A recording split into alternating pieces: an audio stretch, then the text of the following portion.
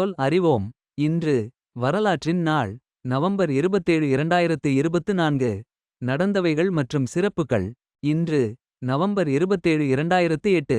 இந்திய குடியரசின் 7வது பிரதமர் விஸ்வநாத் பிரதாப் சிங் 2008ஆம் ஆண்டு நவம்பர் 27ஆம் தேதி மறைந்தார். இன்று நவம்பர் 27 1940. உலக புகழ்பெற்ற தற்காப்பு கலை வீரரும் பிரபல நடிகருமான ப்ரூஸ் லீ 1940ஆம் ஆண்டு நவம்பர் 27ஆம் தேதி அமெரிக்காவின் சான் பிரான்சிஸ்கோ வில் பிறந்தார்.